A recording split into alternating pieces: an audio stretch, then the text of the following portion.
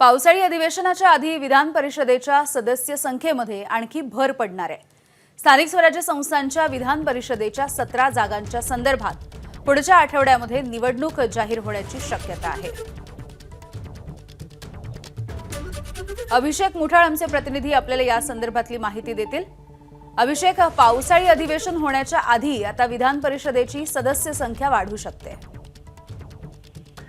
नक्कीच एकूणच आपण बघितलं की आताच विधान परिषदेच्या 9 जागा रिक्त झालेल्या होत्या। त्या संदर्भात निवडणूक आपल्याला होताना दिसली। सोबतच पावसाळी अधिवेशनाआधी विधान परिषदेच्या सदस्य संख्येमध्ये आणखी भर पडताना दिसेल। ज्या एकूण स्थानिक स्वराज्य संस्थांच्या निवडणुका आहेत त्या देखील होऊ शकतात। साधारणपणे जर का पाहायचं तर एकूण जी सदस्य संख्या किंवा एकूणच जे मतदारसंघ आहे त्यापैकी 75% अधिक मतदार संख्या असलेले जे विधान परिषदेचे जे मतदारसंघ आहेत त्यामुळे निवडणूक जी आहे ती आपल्याला जाहीर होताना पाहायला मिळू शकते। एकूणच काही दिवसांआधी स्थानिक स्वराज्य संस्थांच्या निवडणुका देखील संपन्न झालेल्या होत्या।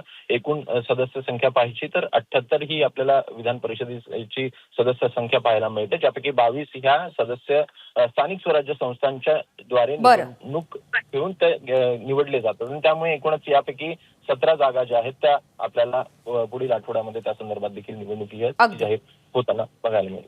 धन्यवाद अभिषेक सविस्तर माहितीसाठी। एबीपी माझा, उघडा डोळे बघा नीट।